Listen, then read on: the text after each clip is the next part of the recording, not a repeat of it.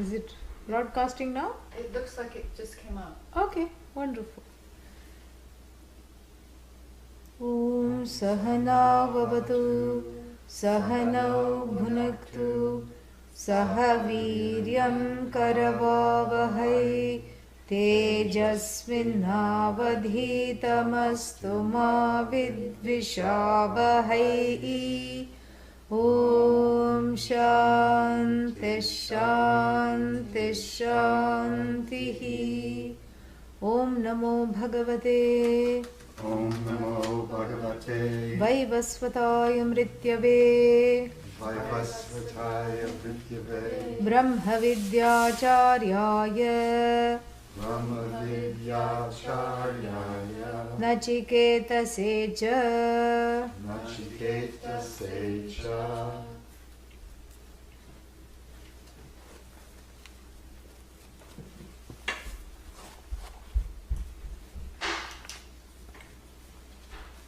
Looking at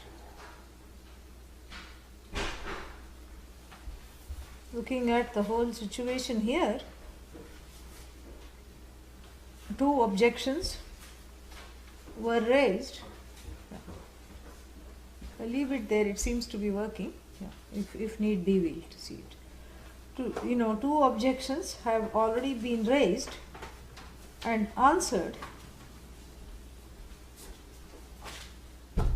And what is that? First one was the connection between Upanishad and self-knowledge. What on earth is the connection between Upanishad and self-knowledge? Why is the word Upanishad connected to self-knowledge? And for that he talked about how the word Upanishad brings up the mumukshu. Who is mumukshu? The desirer, the seeker of freedom, and how this freedom is basically linked to understanding that the source or the source of liberation is centered on the I, and in fact the focus on the not I,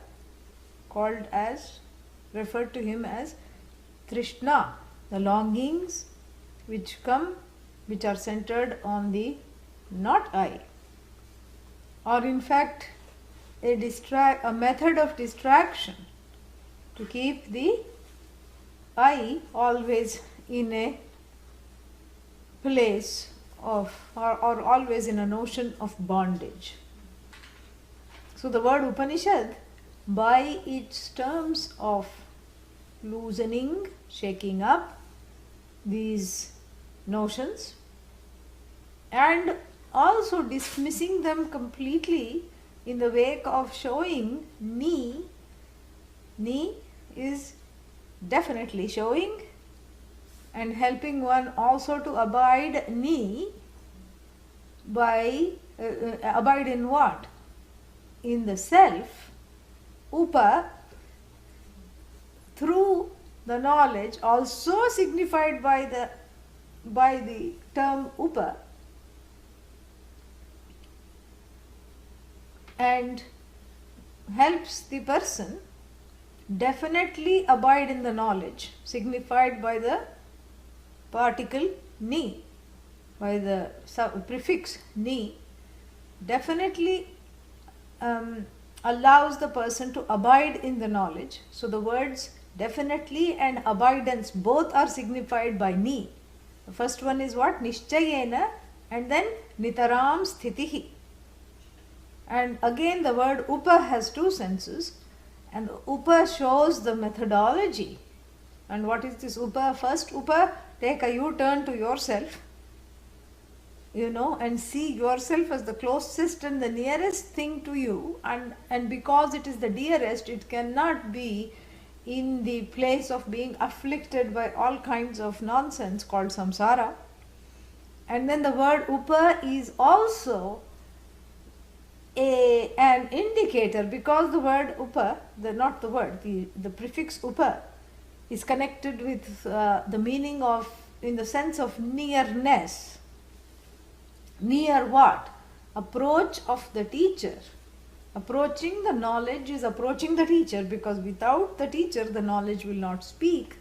And so the word Upanishad addresses the seeker of freedom, addresses the way to gain this knowledge, addresses how one discovers in oneself the person upon whom these mistakes are centered, mistakes about self-identification, and addresses also the dismissal of the mistakes in three ways. One is by loosening up the notions, two by dismissing those notions, loosening up the notions or loosening up or getting a respite from the notions.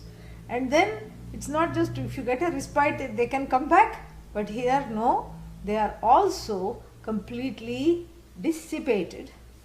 And then the third way in which this knowledge is done works is by repatriating oneself with the truth of who one is, which is Brahma Gamanam. So first one Visharati, dissipates, then second one Avasadayati, the meaning of the word Shad, Avasadayati. What is Avasadayati? Destroys. And then thirdly, what is the one? Gamayati, takes one to Brahman. And so then he concludes Upanishad is nothing but Brahma Vidya, is nothing but knowledge. And so the word Upanishad should signify knowledge for these reasons. That was the first kind of a question, not even so much an objection, a query that he raises and answers. And what was the second one? Well, that is a little more of an objection that he kind of raises without calling it that. What was the second one? How the apara, such as yajnas, can be very good. The Upanishad, Very which good. is supposed to be para. Very good. So the Upanishad is all about Paravidya, self-knowledge. It's that which deals with the absolute, and the absolute being you. That's all it should absolutely deal with. What is it doing? Giving little recipes for, heaven going. It's giving little tickets for heaven in the form of this fire ritual, etc. And even though while that is knowledge, how come it is included in Upanishad? It should not be included. And Adi Shankara argues very persuasively that it comes under the first definition of the word Shad, which is in the sense of loosening up samsara. And how does it loosen up samsara? Because in heaven there is no samsara, as was talked about by the second description of the second boon requested by young Nachiketa of Lord Yama. So this is where we stopped.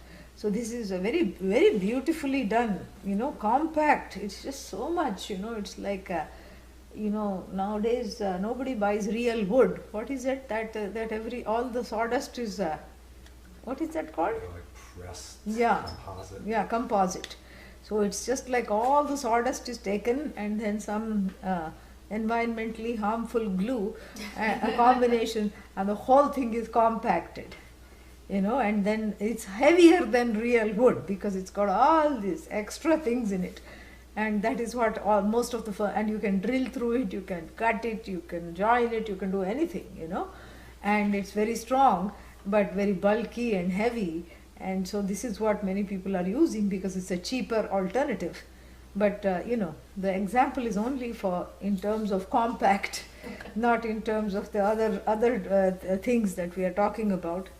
Upanishad removes the toxins. It's a detoxifier, so that doesn't do it. And his bhashya also removes the toxins. So really speaking, it's just a very beautiful, compact way of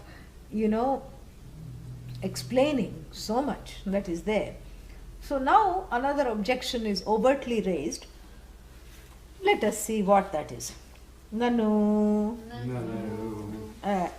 Nanu cha Upanishad Shabdena Upanishad Shabdena Adhyetaraha Adhyetaraha Granthamapi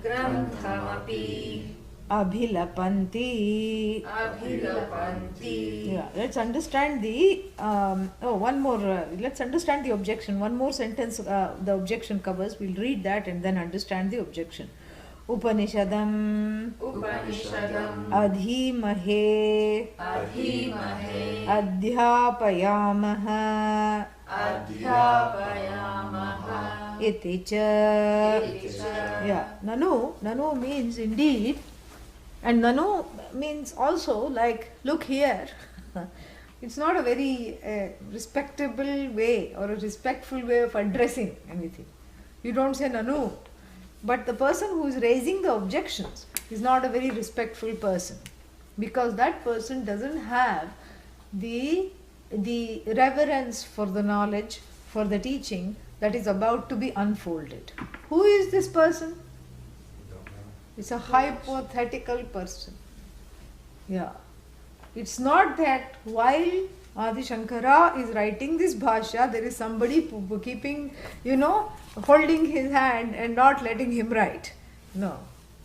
So this is a teaching methodology in the tradition where the objections that one would have, could have, are raised and are answered in the course of the learning.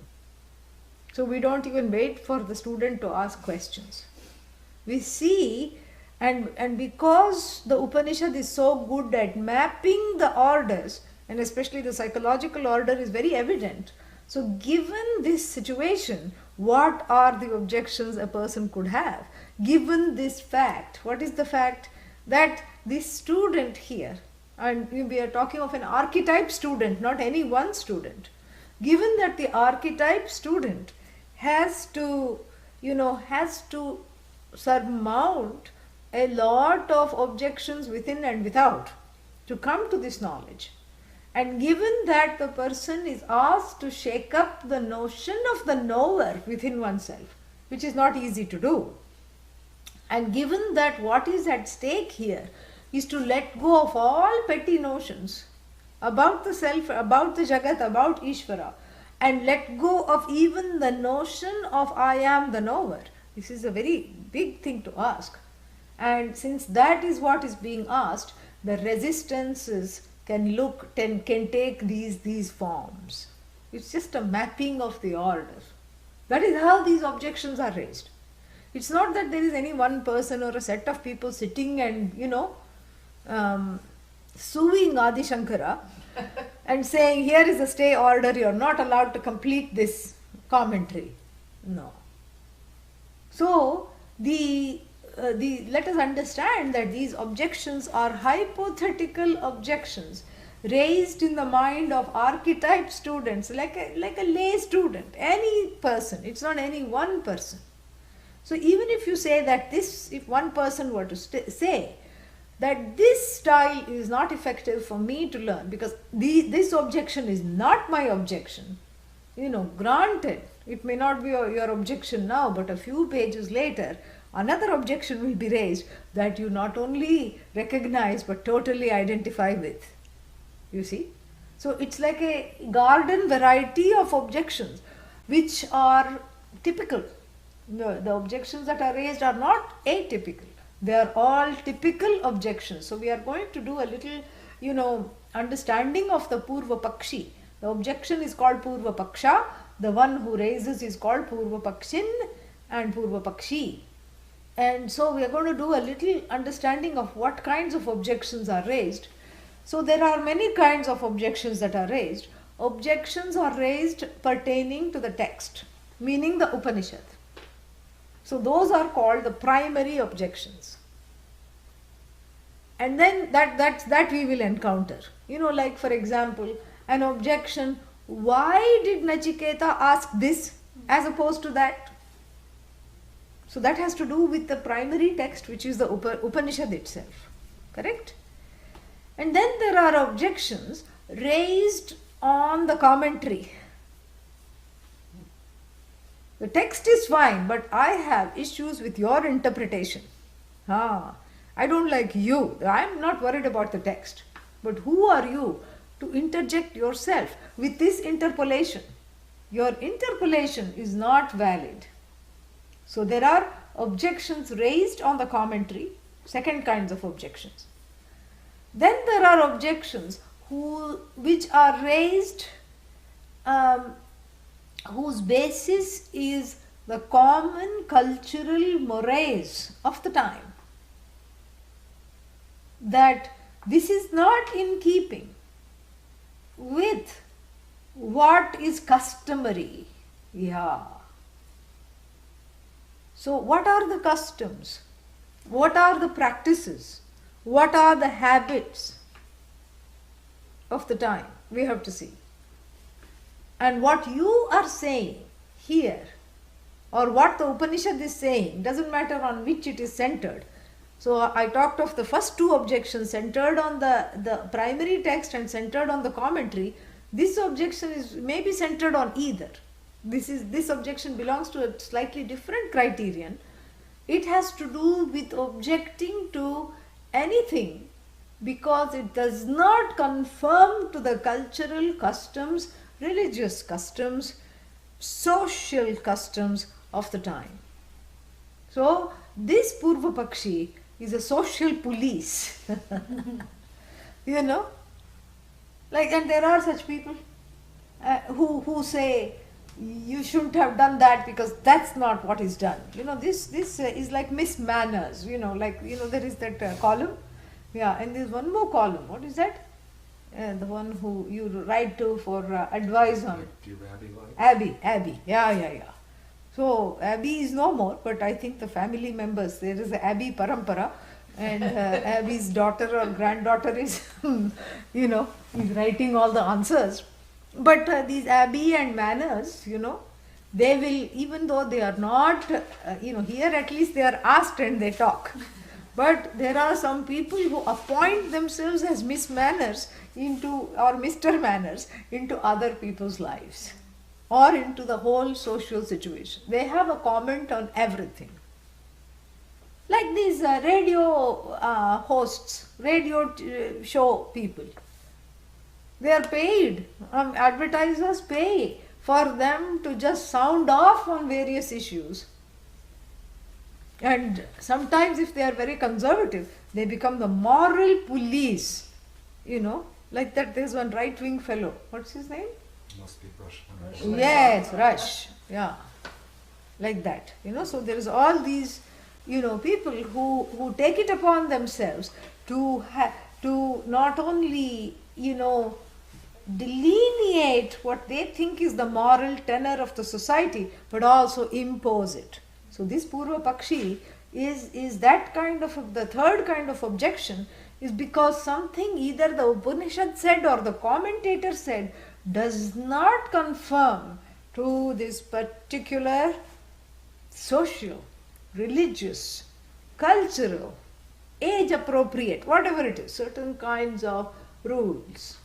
And those rules could be, you know, homemade or could be actually existent, we don't know. But it's a very flimsy way of objecting because the Upanishad does not deal with those kinds of issues. Since it deals with that which is the self-knowledge, which is oneself really, it does not at all deal with anything having to do with the society or social mores. And even if it does deal with the social customs, it is always as a means to exemplify something other than that. That is not its purport. So this objection is kind of flimsy. But that is the third kind of objection. The fourth kind of objection has to do with the, what is that called? The reigning philosophies, the reigning philosophical trends of the time, such as Sankhyas, Nayayikas, Vaisheshikas. These are all the names of various ways of looking at the same thing. Looking at cosmology, looking at the problem of ignorance, looking at the problem of how to combat self-ignorance. Because, you know, Advaita Vedanta, this philosophy which we are talking about, which is non-duality, you know, is even though that is the purport of the Upanishad and it is the one that is most in line in keeping with what the Upanishad has to say, there are many people, you know, you have one textbook or one book and there will be so many opinions. And we do deal with that. Spark of God, part of God, little portion of God, separate from God, and what else? No God, zero, and all these things. There are so many ways of looking at this, and they are all flawed. And in the Mandukya Upanishad, there is a whole chapter, and where all these reigning philosophies are allowed to combat. In the commentary on the Mandukya Upanishad, there is a whole chapter by Adi Shankara's grand guru in the form of verse, where all these reigning philosophies are directed against each other with their cudgels and arsenals, so they all get tired and drop off. Very interesting. Yeah. And so this is a very important kind of an objection. We have to deal with it, and also it gives us a very wonderful way of understanding how to expound this teaching, because we don't wait for Adi Shankara to raise the objections, because growing up in the tradition, we do that all the time. So many times you hear me having rhetorical questions and questioning the common mores and questioning the reigning philosophies, the contending philosophies of today, like New Age and so many other things which can cause conflict and confusion in the mind of the student. And so those have to be, those have to be dealt with. And when you deal with that, what happens is that this is all for these four kinds of objections that we deal with are all for the sake of clarity, a growing clarity within oneself, where the knowledge is unshakable. Yeah, so even though you may not subscribe to a particular objection, the knowledge is unshakable, because it's like testing how deeply the knowledge has been internalized. These objections help us to do that. It's called Sthanu Nikandana Nyaya. Sthanu means pole. Whenever there is a celebration, you erect 4 poles, and then you have a little canopy made of coconut palm leaves, a woven fresh green canopy, and then you hang bananas, fruits, flowers, everything. So the poles that have been freshly dug, the ground which is freshly dug, and then you put some water so that everything sticks, and then you put the pole in and you tamp it all around, and so that the 4 poles must be able to hold this canopy, kind of like in a Jewish wedding they do the same thing. So the 4 poles must be able to hold this canopy, and because this signifies, when you see it in front of somebody's house, it signifies a celebration, free lunch. You can go there and have lunch. And so this is this logic, Sthanu Nikandana Nyaya. Nyaya means the example, an example that is a teaching that is assimilated with the help of the certain common stories that we find. And so that depends, this logic unfolds in the form of the story, that the workers came and erected the pole, meaning they dug the ground and planted the pole, tamped all around it, planted the next pole and the third and the fourth. But before they could mount the canopy, what did they have to do? They had to, all of them together shook each one. Why do you have to shake it? No, to find out if it can hold the weight. See, we don't do these things anymore. So that's why I have to explain the logic. I have to explain the logic that explains everything else. So this is what it is. So you shake it, not because it's going to go deeper if you shake it. If you shake it and it comes off, or you find that it is loose, then that means it has to be put in deeper, and the tamping has to be done, more, so that it holds the weight. So similarly, the knowledge is like the freshly, put pole in the fertile mind, which is the ground. And then if the pole has to hold the weight of all these objections, we have to make sure that it is strong. Yeah. That is what the whole thing is. So these objections help us to strengthen our connection with the teaching by showing, by saying how flimsy the ways of the ego is. You know, the ways of the ego are. The ego is such a flimsy thing that it can mount all these objections that sound very real and that sound reasonable. But then when you start looking at it logically, none of them are real. And the last kind of objection comes from an quote unquote an insider. Who is this insider? The one who has a reverence for the knowledge, the one who has the desire to learn but is confused about something. Not objecting to the entire thing, but objecting only to one particular thing. And this person is called Ekadeshi. Means the Ekadeshi objector has only one thing on the mind, and the same thing comes in different kinds of ways. Same question comes. Like for example, Arjuna's questions in the Bhagavad Gita. They will ask the same question. Next week, same question. Next week, same question. So it shows that it's not that they're not wanting to learn, they're wanting to learn, but they're kind of, unclear. There is a certain unclarity, lack of clarity in that particular area. And that area keeps coming up in different ways, like you see Arjuna, talking and whatnot. So that is one way. Ekadeshi actually technically has a slightly different meaning that they're not objecting to everything that you said, but only one little thing that you said. But doesn't matter, we can extend it and look at it in this way. So these are the various kinds of Purva Pakshas that one deals with. And here we have a Purva Paksha that is probably coming in between the moral policing and and a kind of a general flippant disbelief about everything that you are saying. This is the Purva Paksha that comes. So let us understand the words first. Nanucha, indeed, Upanishad Shabdena, by the term Upanishad, Adhyetaraha means those who study the Upanishad, using the word quote unquote Upanishad, Granthamapi Abhilapanti. Abhilapanti means refer to. Refer to what? The Grantha, the book.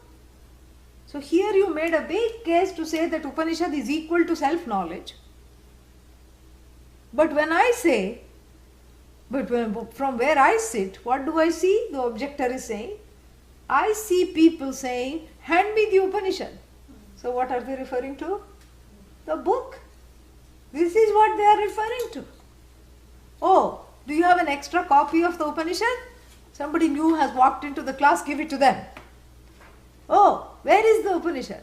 Which Upanishad? So what are we referring to? We are referring to the text, the book itself. And then we are not referring to the knowledge. So you may have spent 2 pages and several classes arguing about how Upanishad just means self-knowledge and mounted this great convincing tirade. But guess what? Upanishad means book. And so really you have to take another look at what you said, because Upanishad means Grantham api. Upanishad also means the book. And then he says, for example, in the sentences, Upanishadam adhimahe. So you ask a group of students emerging from the Gurukulam, what are you studying? What will they say? We are studying the Upanishad adhimahe. We study. What do we study? Upanishadam. Object case. So we study the Upanishad. So what are they referring to? They are referring to the book. And then, or we study, to be more, to make this more clear, we study the Kathopanishad. So they are referring to the text. And then what? And then the teacher also comes out. And then you ask the teacher, what are you teaching? And what will the teacher say? I am teaching the Kathopanishad. I am teaching the Upanishad. So, and the teacher has a book in front. or whatever it is. So Upanishadam adhimahe, the student says, and the teacher says Upanishadam adhyapayamaha. Adhyapayamaha means we cause for the learning to take place. It's a causal construction. Adhyapayamaha means we cause the learning to take place. Meaning what? We teach. Yeah.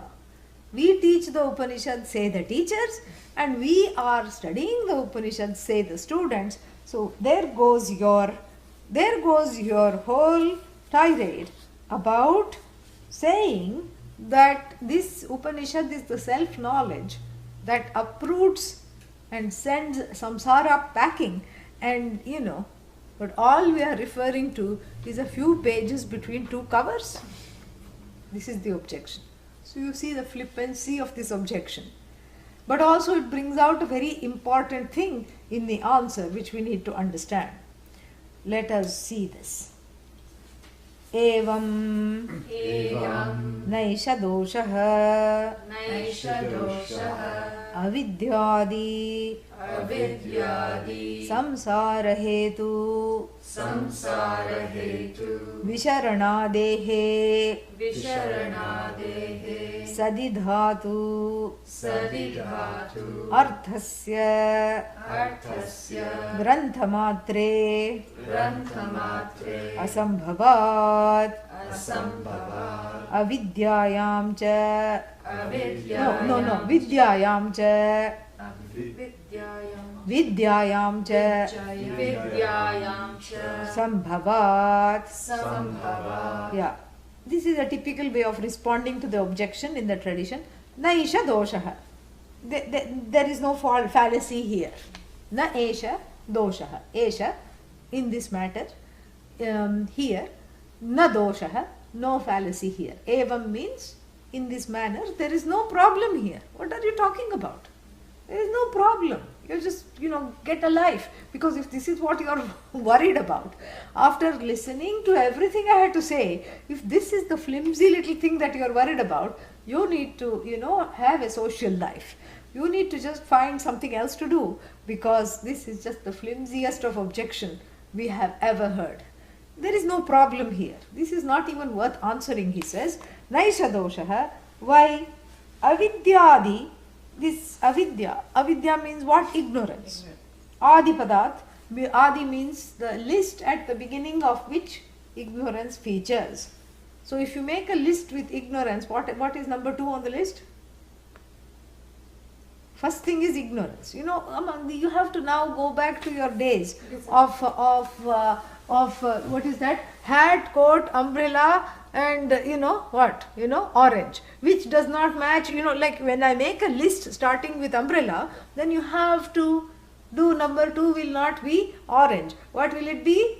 If I say umbrella is the first on the list, umbrella adi, raincoat, what else? Rain shoes, right? So this is how you have to do that. So when I say ignorance, you should not think of mango. So you have to think of things which I always talk in relation to ignorance. What is that? Desire, kama. What is that? What do you do as a result of desire? Action, Karma. What happens because of karma? Papa punya, punarjanma, more karma. This is what you have to think of. This is how the study of the Bhashya with the objections makes one so logical that no significant other will be able to, defeat you in argument. Yeah. After studying Bhashya, you will win every argument. Panini is also like that. Bhashya study is also like that. No one can even touch you. They say, all right, fine. Do what you want, because I'm unable to argue with you. This is how, it trains the mind. Yeah, this is like a meditation. It trains the mind. You have to be so alert. And then, here in Buddhism, we talk so much about mindfulness, mindfully going, mindfully reach. This is all about mindfulness. Where the mind is full of what has been studied before. That is mindfulness. Yes, you're alert, you're aware, and you have to, it's not about memory. It's not about recall. It's about inhabiting the mind totally. And when you are in the mind totally, then these things just naturally come. So when I say it is a list that begins with ignorance, you have to immediately think of the effects of ignorance, what all goes with ignorance, raga, dvesha, all these things you have to think of. Papa, punya, raga, dvesha, rebirth, and what else, desire, action, reaction, everything should come. The whole brood should walk along. And this is how we sharpen the mind. This is better than playing that, what is that? Sudoku. This is better than that. This is to keep the mind, in ship shape. Really. Those who study like this, if you keep your mind like this and you study like this, nothing can come in the way of you and the brain. Nothing. The brain keeps sharp. Unless of course some other problem is there beforehand. But really speaking, this is what keeps the mind extremely present and sharp. And so we help ourselves by allowing ourselves to be in that space of that alertness. So avidya dehe, for that list beginning with avidya, etc. See, this is how he writes in shorthand, because he is not writing every single thing, because he assumes that you are being mindful when you read it. And when he says I am making a list, avidya, etc., etc. means immediately all those other things are conjured up in the mind, because we know what happens as a result of ignorance. We've experienced it in our own lives. So it's not even trying to recall. It's knowing that, okay, because of ignorance what happens? Wrong judgment about the self, about the others, about the other. So all these comes in. And then avidya dehe, for this list beginning with avidya, then which is what, for this, for avidya, etc., the samsara hetu visharanadehe, to visharanam means to destroy the cause of samsara. What is the cause of samsara? Avidya. It was already said. So avidya, which is the cause of samsara, for its destruction, what is needed? Sadi dhatu arthasya grantha matre asambhavat. So sad dhatu, which is dhatu means the root verb sad, whose meanings are, what are the meanings? Yeah, what are they? To dissipate. To dissipate, number one. Avasadayati. Yeah, what is the number one? To dissipate, visharati, and then to destroy, avasadayati, and third, gamayati, leads you to Brahman. So this, for the destruction of this samsara, the meaning of the word sad, which has the capacity to destroy, to dissipate, to destroy, and to lead you back to the truth of yourself, which is capable of doing that? Is the book capable of doing that? Does the book lead you out of samsara? No. The book doesn't lead you. What leads you? The knowledge leads you. The knowledge suggested by this root verb leads you. Correct? Book doesn't lead you. Where is the book going to lead you? Book is not anything. Book is just a heap of words. Book will not lead you. What the book contains will lead you out of samsara. And so asambhavat means it is not possible for the book to give liberation. But what is possible for you to get liberation, what is from avidya, which is characterized by samsara, which is to destroy that, what do you need? What is the antidote to avidya? Vidya, jnanam, ajnanam, jnanam. Vidya means knowledge. So the antidote to ignorance is knowledge. Ignorance is opposed to knowledge. The two cannot occupy the same place at the same time. You cannot say, I don't know the meaning of pot, and then one part of me knows the meaning of pot. You cannot say that. The two cannot abide in the same mind, on the same issue. So this is what the whole thing is. So wherever there is knowledge, there is no ignorance. Just like wherever the sun shines, there is no darkness. And so like this, the dismissal of this ignorance, which is being, what kind of ignorance? Self-ignorance. The dismissal of the self-ignorance, whose antidote is self knowledge, is possible by that self knowledge alone, not the book. The book is not going to dismiss the self ignorance. What is going to dismiss it? Only self knowledge. And then further he says, Granthasya api ग्रन्थस्यापि तादर्थ्येन तादर्थ्येन तच्छब्दत्व उपपत्तेः आयुर्वैघृतम् इत्यादिवत्. Yeah. So, Granthasyapi Dadarthyena. He says your confusion lies from the, in not understanding the fact that the book refers to the knowledge. And the book is actually identical with the knowledge. Like even the book of world history, the book doesn't, the book is not world history. What is the book? World history. What does it signify? What does it contain? World history. Correct? So that is how it is. It's got an identical title, identical to what it is going to do. The object of the book is in the title. So while the book is not going to liberate you, that which it contains is going to liberate you when you assimilate that knowledge.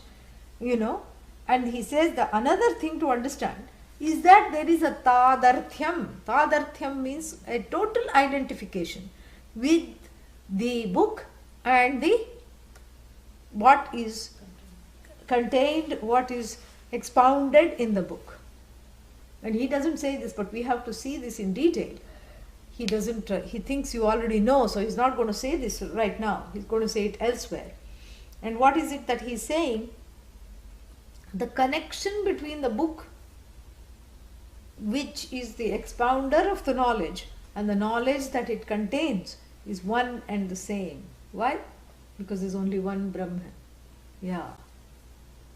So the teacher is one with Brahman, the book is one with Brahman, student is one with Brahman, everything is Brahman. Book is Brahman, Brahman is not book. This is what we have to understand. And then the promise in the Mundakopanishad is Brahmavit, the knower of Brahman, Brahmaiva Bhavati, is indeed Brahman alone. There is no separation between the knower and the known. Unlike pot. When I say pot, I don't become pot. I may do a PhD on pot, but I don't become pot. Correct? Like somebody who is a professor of microbiology, has studied and researched microbes for 25 years. One day walks into the classroom and has become a microbe. Creeps into the classroom with a tiny pair of glasses. Not possible.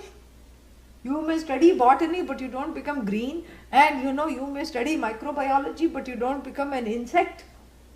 No other branch of knowledge has that tadatmya, that identification with that knowledge. You don't become what you study. Except in this case, you become what you study because you already were. We use the word become with heavy quotes. You don't really become here either. You always were Brahman. Before the study, was the student Brahman or not? Yes. Was, definitely. It's not that you were a Brahman and now you became Brahman. You might have been Abrahamic. That's a different thing. So, but you were, before the study, what were you? Brahman. After the study, what are you? Brahman. Before I didn't know, now I know. That's the only thing. It's not that one becomes it. So similarly, the Upanishad, the text called the Upanishad, the place where the Upanishad is expounded is also called Upanishad, because really speaking, the book is non-separate from the knowledge. While the book doesn't have the ability to give the knowledge on its own, the book does not liberate. The book does not have the ability to liberate. But it is non-separate from that which is the agent of liberation, which is the knowledge contained therein. And now Adi Shankara, in trying to dismiss this further, uses that particular tool. What is that particular tool? The particular tool of bringing in the social mores of the time. And he gives an oft quoted sentence. Ayurvai ghritam. Ghritam means ghee. Do you know what ghee is? clarified butter, you know, and which is used in a lot of cooking, and sometimes people drink it also. So ayur ghritam, ghritam vai ayuhu. Ghritam is ghee. Ayu means what? Ayuhu means long life. Yeah. So there is a sentence. Ghee is equal to long life. What do they mean? Does ghee have a long life? Yeah, ghee is, a centurion. So we have to go and celebrate the 100th birthday of ghee. No. What do you mean when you say ghee is life? What do you mean? To have it for long. It gives longer. How? How does it? It By doesn't. consumption. By looking at it. Consumption, by By consumption. looking at it, you will get long life. By ingesting. Okay. Yeah, the ingestion of ghee gives you a long life. Can give you also heart trouble, but cholesterol, etc. But that's not what is talked about here. It has certain properties. In fact, there was one Mahatma in the Puja Swamiji keeps talking about in Rishikesh, where he was a healer, and no matter who came, he would just look at them, talk to them about their ailments, and give various measures of ghee. Someone would get this much, someone would get this much, but that's the only thing he had. He was a one-trick sadhu, one-trick pony, and only thing. But they all got cured. They all got cured. And he would be very strict on what diet to follow. And sometimes he would just give a little bit, a drop every day for how many ever days. He would say 2 months, 3 months, whatever. Sometimes he would give this much, and even looking at it, you get scared. But he had this knowledge of healing with ghee. So ghee is actually a very an agent of healing. But how is it an agent? It's not itself healing. It's not healing itself, correct? Like the book is not liberating itself, and neither is the book liberating you. So the ghee is not healing itself, and the ghee is not healing you just by sitting on the shelf. The ghee is an agent of healing if you are going to follow the directions, and if you are going to ingest it, assimilate it. So he says, Adi Shankara says, even in your own common parlance, we say ayur vai ghritam. So we are talking of the effects of ghee on the system. We are not talking of the bottle in which the ghee comes. So that is what he says. So ayur vai ghritam ityadivat. So when you say ayur vai ghritam, what we are talking about it, it is a cause. Yeah, it is a cause of long life. There is a causation established between the operation of the ghee on your system and the effect, which is long life, right? And similarly, the operation of the contents of this book called the Upanishad on your system, your mental system, what does that do? It has an effect, and the effect is the dismissal of ignorance. Just like the ghee becomes the cause of long life, the Upanishad becomes the cause of dismissal of samsara, freedom from samsara. So this is what he says. Granthasya api tadarthyena tat Upanishad shabdatva upapattehe, means indeed it is tenable, because the fact that the book is also called Upanishad is tenable because both the Upanishad and its contents are one and the same, because everything is really Brahman. Like even on a more relative level, like even saying ayur vai ghritam, ghee is indeed long life, like this. So that is why this is not really an objection. Tasmad vidyayam mukhyaya vritya Upanishad shabdah vartate granthe tu bhaktya iti. Yeah. So he says that every word has two meanings. This is again very interesting. Every word has two meanings, two senses in which the definition is given. One is what is called mukhyartha. Mukhya means the common way in which it is given. Common way. And the next one is called Vyutpatti Artha, or the correct grammatical derivation, which may not be the way in which the word is used. Even in English we find this, you know. Hey, can't you just give me a hand? If I say that, please give me a hand. What am I expecting you to do? Saw off your hand and hand it to me on a platter? Give me a hand means lend me a hand. Means what? Help. Help. Please help. You know. And then in Caesar's time, Mark Antony gave a speech. Friends, Romans, countrymen. What did he say? Lend me your ears. So everybody, like Van Gogh, cut off their ears and gave it to him? No. So this is what is called the common way of understanding. And if someone is like, you know, a literalist, who is not able to see the humor of the situation, or who is not able to sort of see a little extra than what is actually said, then they have a very hard time. They won't be able to understand the Shakti of the words. The words come with their own Shakti. Of course, it is equipped with the Shakti of the grammatical or the literal Shakti of what it is trying to say. But then, when it is released into usage in the society, and the repeated usage of the word, it gains Shakti coming out through the mouths and ears of how it is actually used.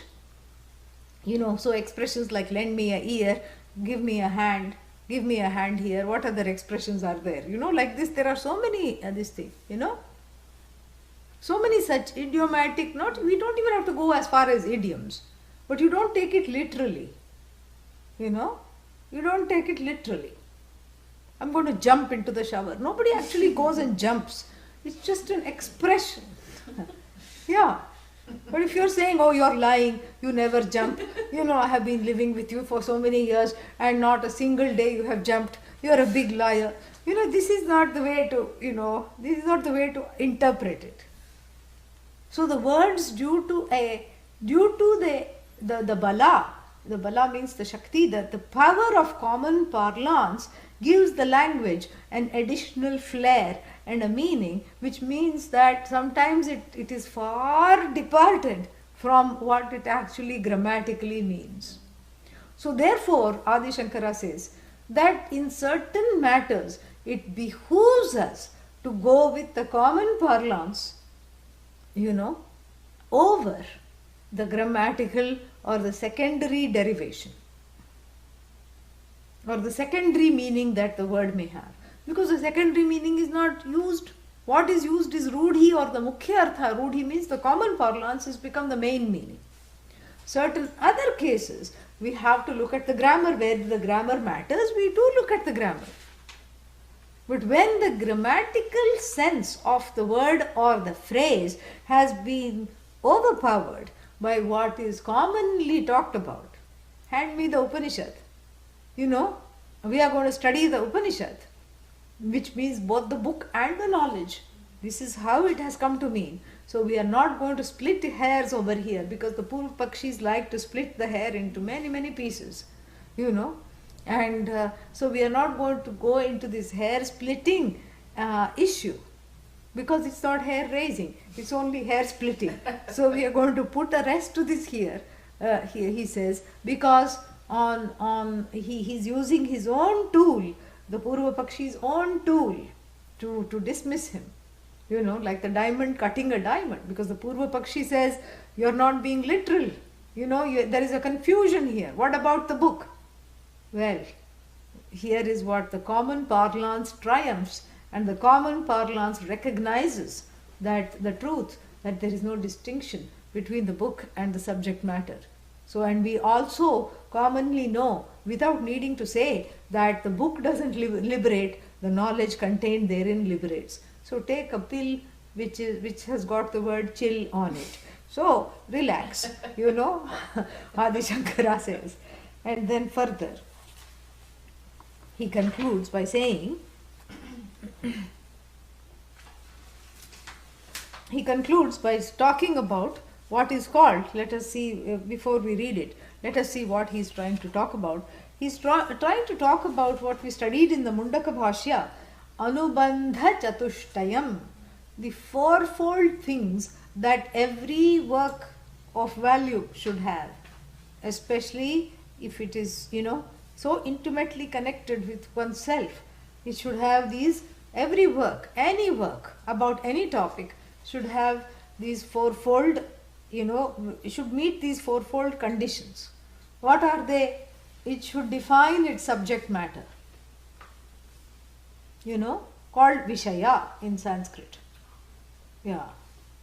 Because without knowing the subject matter, why will I read the book? And the Upanishad itself does that. It has, the word Upanishad has defined the subject matter. Correct? So the subject matter has to be defined. Because like for example, when you go to the bookshop or when you go online to buy a book, you should know what it is about. Let's say if the title is like, supposing if it says Cookbook 101 or Cookbook for Dummies who have never entered the kitchen, let us say that then it is the title itself is very clear. Like Upanishad deals with Upanishad. It's very clear. But some authors write some mystical titles, the blue, in the blues, let's say that's what it's called. Is it about music or is it about depression? One doesn't know. The blues. And it has a blue cover also. Or is it about Lord Krishna, and Lord Rama, because both of them were blue. And so what is this really about? So you need a description. So that's why there is a, in the bookstore you can browse the first few pages, without coming to notice, unless you sit down and start reading it right there. Nobody will mind. If you have obviously to buy it, you should know, to buy into the book, you should know a little bit, correct? So what are you doing? You are looking at the introduction, you are thumbing through the first chapter to get a sense of what it is about. So there, it is incumbent upon the author to say that this book is going to deal with this subject matter. It's going to deal with, the music, trend called the blues, and which has this particular history, and my scope is between this year and this year. I'm not going to deal with the whole history. The author has to lay out the terrain of the work. This is called Vishaya, subject matter. But supposing you read the first few pages and then it's all just mystifies, and you are none the wiser what this is about. Are you going to buy the book? You say, no, better put it back on the shelf because this is giving me a headache because I don't know what this is about. Why will I buy into the book or buy the book if I don't know what it's about? So the subject matter has to be clearly stated. And then what? The audience. Who is it meant for? Because the subject matter has to be for someone. There is an audience for everything. How to go bungee cord jumping may not interest you. Yeah. Bungee cord jumping, why will it interest? But who will it interest? But there are people who are going to the shop just to see that book. And sometimes there are surprises because the former president of this country was interested in this bungee cord jumping as a celebratory event for the 85th birthday. One of the former, presidents set a precedent by doing that. And so, you see, so there is always a taker. And this happens all the time. You go to the market and you see the bitter gourd. In India there is all these things which you eat every week. In India you eat that every week. Because it just cleans you out. There is no problem of any kind of bugs or anything. You just eat it every week. And you just make it simply. You just, put some lemon, salt and a pinch of paprika or chili powder. Just eat it. You just fry it in a very little oil and just eat it. Once a week, it just cleans everything. And now, when you go to the market, you may say, "Gee, who's going to buy this?" Who is going to buy? And this marketplace has mounds of it, and there are sellers selling 5-6 baskets of it. Who is going to buy this? And then comes the bitter gourd lover, Karela lover. And what does the Karela lover says? Karela lover is happily putting that into his basket and getting it weighed and paying for it. And the Karela lover is looking just 2, spots across. Is the pumpkin seller with huge baskets of big yellow pumpkins, green pumpkins, orange pumpkins, pumpkins of all shapes, sizes and colors. The Karela lover hates pumpkins, and the Karela lover says to himself, who's going to buy this? Not the Karela, the pumpkin, correct? Yeah, but you see, but both the sellers go home happy because they have sold out whatever they had come to sell. That means what? There is a buyer for everything. So for every Vishaya, there is Adhikari, the one for whom this thing is meant, to whom the subject matter speaks. Adhikari, Vishaya and Adhikari is the second one. So meaning the person who is qualified for this knowledge, who is equipped for this knowledge, and only to such a person will that particular subject matter speak. So if it is calculus 501, you're not going to buy it because that's not what you are even capable of understanding. You may think this is way beyond me.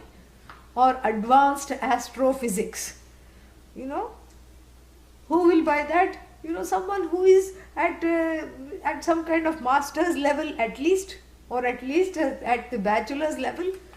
You cannot be just, you cannot just be a beginning stargazer and then buy this book. What will you do, It's like a 4th grader buying something written by Stephen Hawking or Einstein or something. What will you understand? Nothing. Because to understand, you have to have that capacity, you have to have the background. And so the Adhikari doesn't mean the one who likes this topic. You may like astrophysics, but are you ready for it? That's the Adhikari is not mean just a taker, but a qualified person who is ready to assimilate the subject matter. Second, point is Adhikari. Vishaya, subject matter. Adhikari is the one who is the Adhikari? The one who is equipped to, enjoy the Vishaya, and the one who wants to enjoy the Vishaya. And then you have to give the Prayojana. Third, Prayojana means what is the purpose of writing the book. There are so many books in astrophysics. You can fill up several libraries. And then your one more book of 100 pages, 50 pages, whatever it is. What is that going to do to the body of knowledge already there on the subject? How is it going to illuminate it? Is it even necessary? Maybe this book is not even necessary. Maybe it's all been said. Why are you cutting down trees and wasting paper to publish this when it is not even needed? So every book worth its value has to justify why it has been written. It has to acknowledge everything that came before it, and then it has to justify its purpose, why it belongs on the bookshelf. Why does it have to, is it agreeing with what came before, or is it expounding on what came before? Is it building upon it, or is it disagreeing completely and positing a new theory? What is the purpose of this book? Or sometimes maybe it's not an academic book, it's a feel-good book. You read all about butterflies and gardens, and then it's a meditation, meditative book of meditative sayings. And the purpose is what? Meditative affirmations, let's say. There is a book. What is gained by that? Come on. Meditative affirmations. Yeah? Calmness. Yeah, calmness is the phala, the prayojana. The prayojana means what happens as a result of reading this book. There are promises made. What happens as a result of reading this book is that maybe you will become calm. Maybe you won't be so reactive. Maybe the anger is managed better until you read it another time. And so maybe all these things are there, correct? And they do this. This is capitalist advertising, which is very much borrowed perhaps from this whole tradition. But except they don't do all these other things. They advertise the prayojana sometimes falsely. If you wear this, this particular thing, you'll feel good. If you wear our brand shoes, your feet will become all wonderful. These are all so many things they promise. So here the promise is not so much a false promise, but more of what is the effect, what is the use of this. Prayojana means what is the purpose. And then finally, what is the connection between the Vishaya and the Prayojana? What is the connection between the subject matter and the purpose? How does the subject matter give rise to the purpose? Do you have to then go buy ingredients and cook it, or does it directly give you the whatever the prayojana is?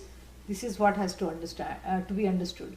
And then what is the connection between the adhikari and the prayojana?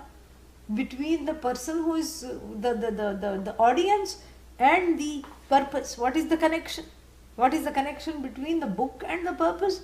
Between the audience and the purpose? All these things are called sambandha, connections.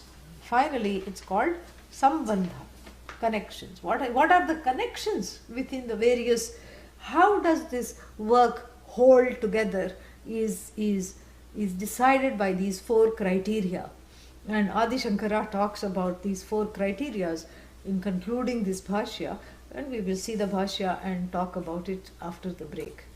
Om Purnamadav Purnamidam Purnat Purnamudachyate Purnasya Purnamadaya Purnamevavashishyate.